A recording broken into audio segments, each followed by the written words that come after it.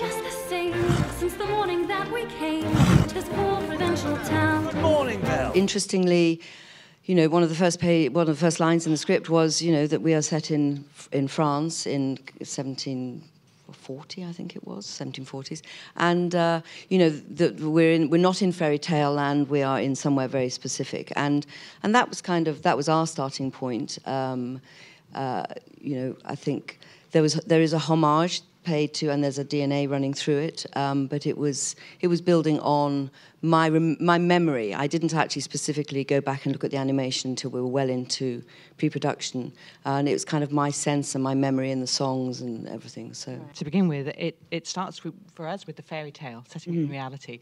Then for us all, we'd never done a musical before, which changed how we approached it completely. And again, as Sarah says, start with the reality and then go into the fairy tale and then see how far you can push it. So it's research and things like that. But for us, it was slightly different for Jacqueline, but for us, because of the characters that come alive, like the clock, the candlestick, and again, we all work closely there because what they look like informs what the costumes look like, informs what the characters are going to be.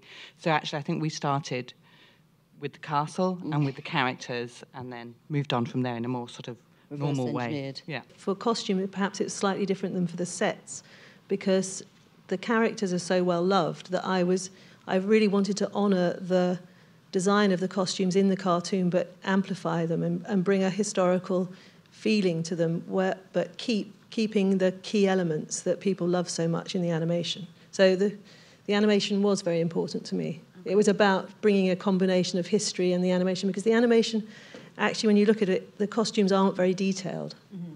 So in order to bring them into a live-action film, I wanted to put detail into them, and I found that detail in historical fact or historical inspiration. There are hundreds of costumes, and you someone must have... said more than 500 costumes were made, but I haven't counted them, but something like that. You shot at Shepperton, you shot here in the UK, but you also did some reconnaissance in France and thought about potentially shooting there. So, I mean, one of the initial ideas was that we were going to shoot a real French village, because this is before the fairy tale. They're outside the fairy tale, so that element of it was real, and I really quite liked the kind of the textural context of that. So we did a lot of research. We had a fantastic time driving around France, looking at beautiful villages and chateaux and things.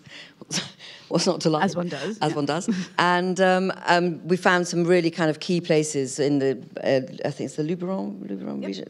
Conques was the hero village, and in the Sarlat kind of district, and the landscape and everything around it. And of course, at the 11th hour, the studio say, so this is going to cost a lot of money to go down to France with this huge crew and everything. And if we gave you that money, could you build us a village? So, you know, as much as it would have, had this kind of theoretical context of to have shot live on location, we built the village on the back lot. Right. And you know, French architectural historians will absolutely curse the kind of design because that allowed us to then cherry pick. So we saw these great villages, some north of Paris and we kind of cherry picked it slightly and kind of had a bit of a mash of architectural styles that ended up in our village. You know, there's a lot of questions about the logic and things, and obviously Bill was very kind of clever and erudite, and you know, it's like, where does magic stop and start? You know, so some of the household objects became, you know, living sentient beings, and some remained tables until they wanted them in battle. This is for all three of you, because in terms of when you say, you know, you have certain limitations, where do you, is there an impulse to go, to just keep going? I mean, how do you control that and sort of not go too far? Well, begs the question, really. You know, I think you have to give yourself... Do you have to rein yourself in? You have to give yourselves parameters, and once you understand the logic you apply, and that's a very early thing to find for all of us, you have to find a logic, you know, and, you know, for me it was a particular etching from 18th century France that illustrated exactly what we were doing. Once you understood that, then you can apply that to everything that you do.